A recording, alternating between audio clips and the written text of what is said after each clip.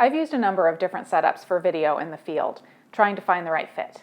Different action cameras, gimbals, my mirrorless Nikon 1 V1 with different lenses, my iPhone, and DSLRs and mirrorless cameras from numerous brands. Now, some of you may have heard in the Nikon-friendly D850 live-streamed forum that I took part in that I am of the opinion that Nikon isn't great for video in the field. They just aren't quite there yet. Things got a little bit quiet on the panel when I said that. Get ready, because I'm about to say something equally as dramatic. The Canon Rebel SL2 is the best camera I have ever used for video in the field. I know. I'm a Nikon shooter, you say. The SL2 is placed squarely at the bottom of Canon's DSLR lineup, you say. But what about Sony, a few of you are saying? And okay, I was pretty surprised too. It's definitely a combination of reasons that all add up for me. Let me share my thoughts. Before I get started, I know some of you are freaking out right now. You're saying, is Snapchick making the switch to Canon? Is Snapchick saying that I have to have the SL2 if I want to shoot video with my DSLR? Is she saying that all other cameras are garbage for video? No, I'm not, I promise. I love my Nikon bodies for photography. I love you, and I love you, and I love you too. I found them to be the easiest to use back in the day when I started photography, and I still find them the most intuitive to use today of all of the camera brands that I have used. I have some great Nikon bodies, and I do use them for video in the studio every week. I am right now. And I get comments every day on my videos about the quality being so great. But that's in the studio, here, where I am able to control all of the elements and manually focus on myself, and then stay in that one place. As for the other brands and types of cameras, I have used a bunch of really nice cameras. Different Canon bodies, Sony, Fujifilm. I've used a bunch of great action cameras, the Garmin Verb, a slew of GoPro style cameras. In fact, I have the SJ7 Star in the lab right now, and I really like it. But what I'm talking about today is overall usability, flexibility, and quality for making videos for you. And what I mean by that is that there are a lot of cameras that I like. For example, that latest action cam that I've been using. But it isn't a primary shooter for me. For my adventure videos, it's a great complement. But I'm not filming an entire video talking to you from it. Anyway, everything has its place. But today, let's jump into why this Canon Rebel SL2/EOS 200D is the best for video in the field for me. First, video quality. The SL2 will shoot at a maximum of 1080p at 60 frames per second. It will also do 24 frames per second at 1080p, which is nice to have. No 4K though. For now, I'm okay with that. I haven't made the switch to using 4K very often in my videos yet. The response from my viewers when I went from 1080p at 30 frames per second to 1080p at 60 frames per second made it obvious that the bigger, or rather higher frame rate is what most of you want to see. So we'll see what happens once more cameras catch up to that. I'm sure that at some point I'll make the jump.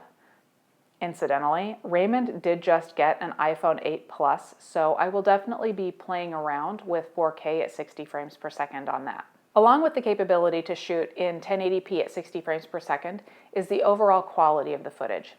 Certainly better than my iPhone at the same resolution and frame rate.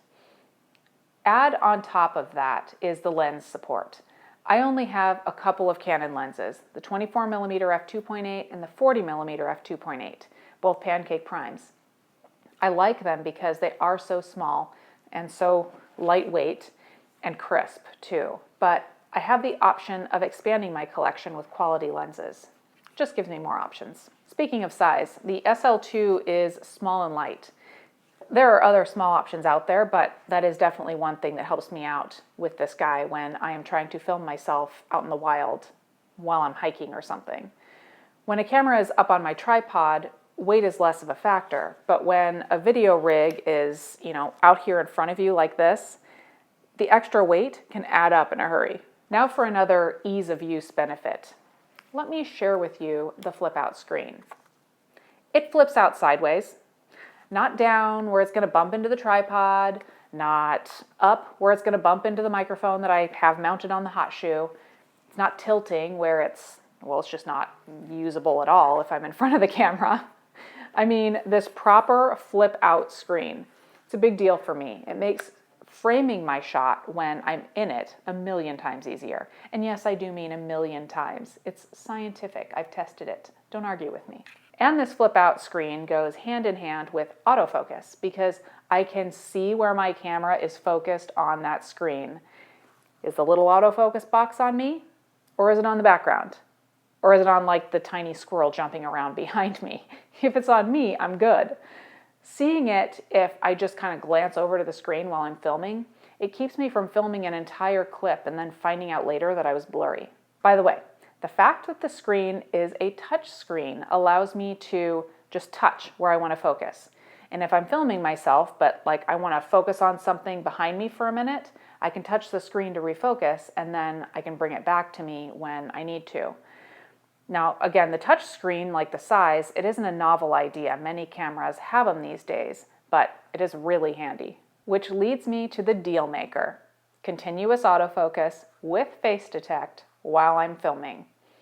It's smooth, it's accurate, it's quiet, it doesn't hunt around for me if my face is right in front of it. If I could put this autofocus in my Nikon bodies, I could die happy today.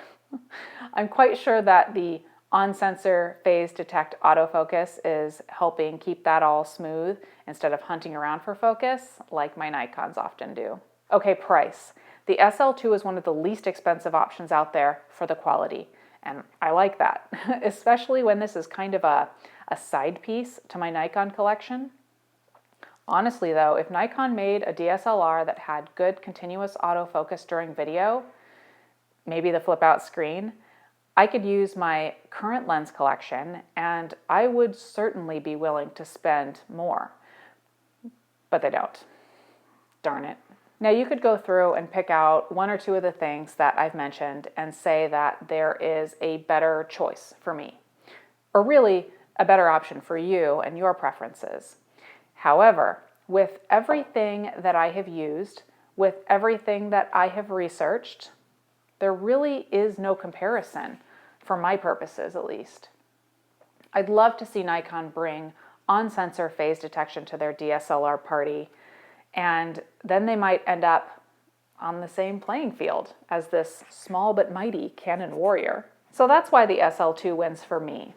Like I said, in the studio, it's no big deal here. I can use several of my DSLRs and get fantastic results, but out in the real world, this is it. There's no comparison for me. But, that doesn't mean that it's the right option for you. If you shoot video, what do you use? What are the pros and cons of it?